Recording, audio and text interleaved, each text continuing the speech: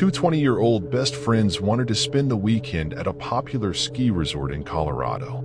The Airbnb cabin they selected was in a quiet location outside of town and deep in the forest. It was perfect. Around 2 a.m., one of the women awoke to the sound of footsteps outside.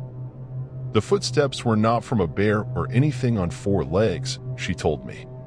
It sounded like a person's footsteps crunching in the gravel and snow. I listened as they walked around the house and then up onto the front porch.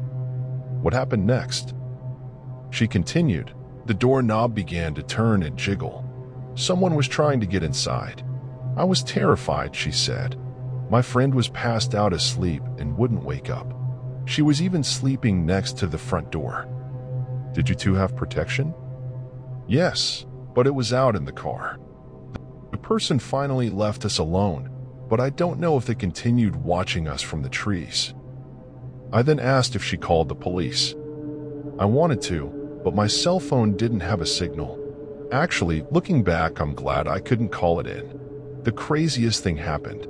A big clown hand dropped down over the door frame. I rubbed my eyes to make sure of what I was looking at, and that's when it disappeared. Thinking I was going insane, I started talking to myself in an attempt to calm down. There it was again, but now it was holding the handle to the front door. I didn't need to rub my eyes that time, as it started jiggling at the handle. Now I wasn't so sure someone had been walking around the house. Maybe it was this hand thing. I just don't know. It was around the time my friend started rolling around that it vanished and didn't come back. I stayed awake and listened for more movement outside for over 4 hours when my friend finally woke up. When I told her what happened, she said I was lying. To this day, she still thinks I made the entire story up, she said. What happened the following night? We didn't stay. I insisted we leave. As soon as she was up, I told her to pack her things. There was no way I was about to spend another night out there. At this point in the interview, her friend joined our conversation.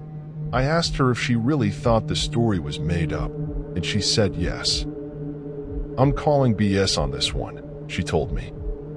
We went outside and didn't see any footprints going around the house. And the only tracks in the snow were ours, from the car up onto the porch. But you guys paid in full for the entire weekend. Did you ask for a refund? Did you tell the owners? No. Lesson learned, she added. I'm not going to travel with her again. At least not for a while. Besides, it's more comfortable to believe nothing really happened. If I were to accept her story, it would scare the crap out of me. I'd be afraid to stay anywhere on vacation.